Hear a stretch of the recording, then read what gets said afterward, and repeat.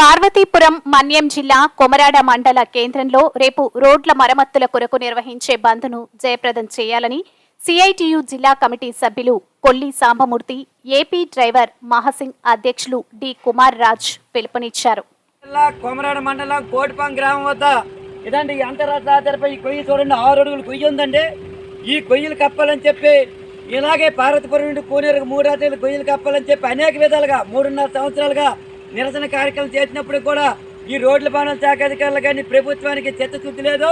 ఇలాంటి సందర్భంలో మేము అనేక యూనియన్ ద్వారా అనేక కప్పినప్పుడు కూడా అది తాత్కాలికంగా మరమ్మతు అయ్యే తప్ప పూర్తయిన మరమ్మతు లేదు.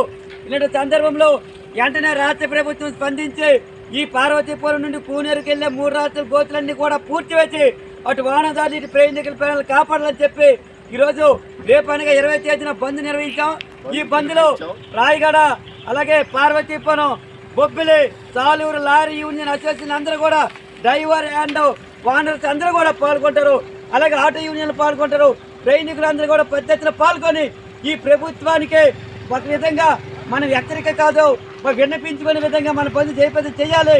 ఆ విధంగా ఈ మరమ్మతు పనులు చేపట్టి భవిష్యత్తులో వాహనదారులకు ప్రయాణికుల ప్రాణాలకి రక్షణ కల్పించే విధంగా ఉండాలని చెప్పి ఇదొక భాగంగా మేము బంద్ నిర్వహిస్తున్నాం. కాబట్టి ఈ బంద్లో ప్రతి ఒక్కరు కూడా పాల్గొని జయప్రదం చేయాలని చెప్పి లారీ అసోసియేషన్ ద్వారా, సిఐటి ద్వారా ప్రజలకు అందరికీ కోరుతున్నాం.